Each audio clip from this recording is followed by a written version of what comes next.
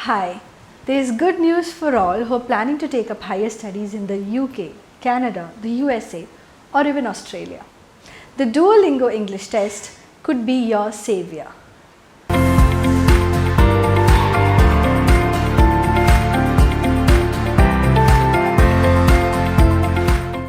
In the current scenario, when the IELTS test centres are quite uncertain at conducting the exams and with frequent cancellation of the IELTS test in the last few months, the Duolingo has become the most feasible solution to your admission needs. What is the Duolingo English Test? Well, it's a computer-based language test which lasts for around 45 to 55 minutes and can be taken from the comfort of your own home. Now, the IELTS test conducts the exam across the 4 different skills which are listening, reading, writing and speaking. In contrast, the Duolingo tests your ability across 2 or more skills at the same time. For instance, you might have to listen to an audio question and type out the answer, or you will have to look at an image and describe it in 1 or more sentences. The fun part about the Duolingo test is the order in which the questions appear. Now there are 8 to 10 different question types in the Duolingo test, and these questions appear in no fixed order. Each of these question types is also repeated 3 to 4 times or more. How do I book the test?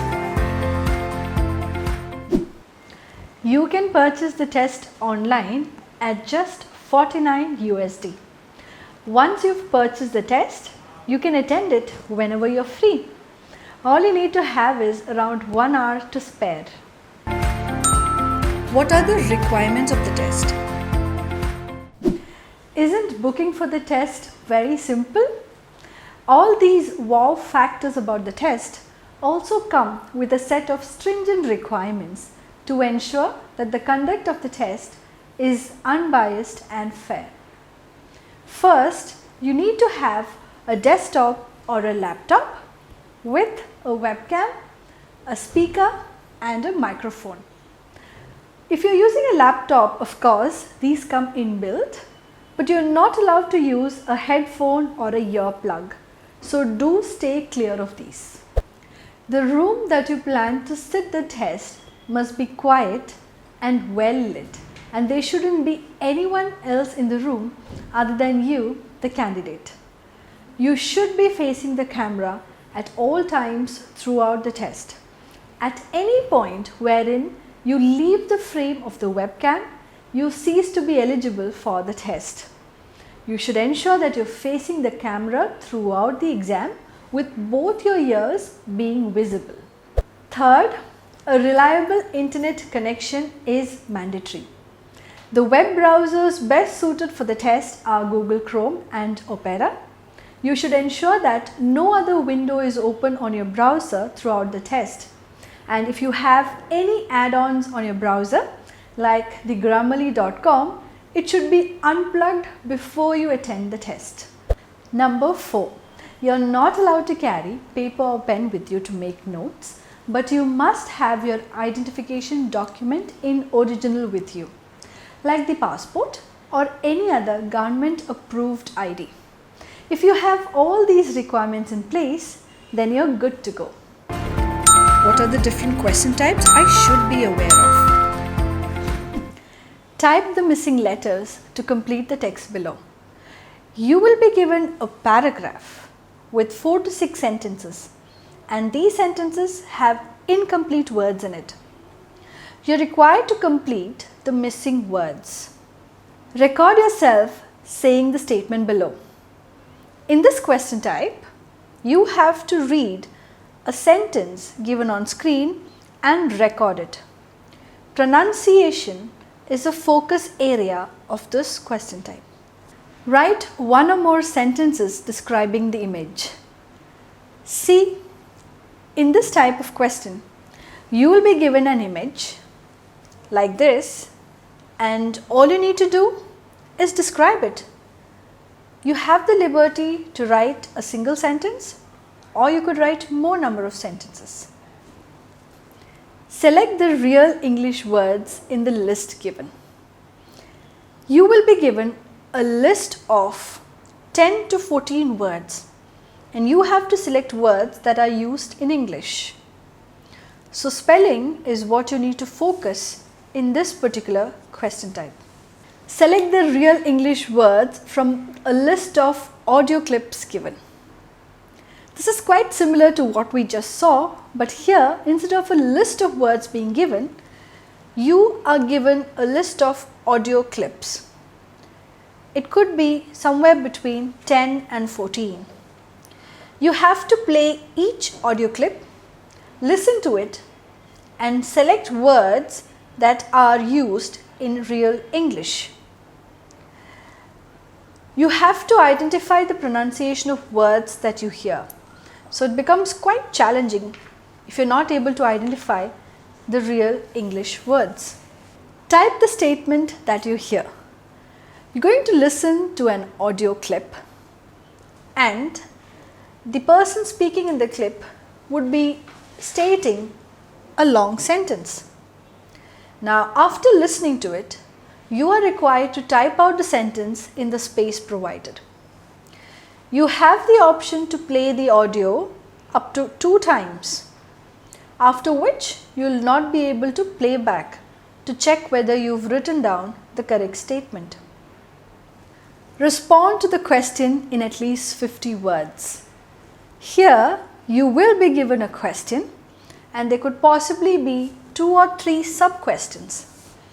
All you need to do is respond to it in the space provided, but in this question type you have a word limit which says 50. So you have a word counter given on screen and once you complete writing 50 words, you still have the liberty to complete your sentence, but the short paragraph that you write should not be less than 50 words. Prepare to speak for at least 30 seconds on the question given below. Here you will be given a question. It is actually a written question and you have to record yourself giving the answer to that question. Since you're not allowed to make notes, you have to make mental notes and decide what you have to speak when the recorder starts. You will be given a few seconds to prepare, to gather your thoughts and decide how you should expand on the question. Prepare to speak for at least 30 seconds on the question given below. In this question, you will be given a question in the form of an audio clip. So you have to play the audio clip, listen to the question and then speak about what you just heard. Well, you do have a few seconds to prepare on it, but again, you're not allowed to make notes, so you prepare in your mind. If you haven't heard the question correctly, that could be another challenge. These are the 8 or 9 different question types that you will come across in your Duolingo test. Now, these questions are the one which will affect your scores. In the Duolingo test, you are scored from 10 to 160. The next section of the Duolingo test is not evaluated, which means however you perform on that particular section, it does not affect your scores. But if you're applying to an institution with the help of the Duolingo test, this section will also be sent along to the institution. So they have all the rights to look at how you've performed. But this particular section is not evaluated. It's called the interview and writing sample. You have to choose one topic to talk about for 1 to 3 minutes. You have 2 questions given, you have a few seconds to prepare on it and you have to choose which one you're going to talk about.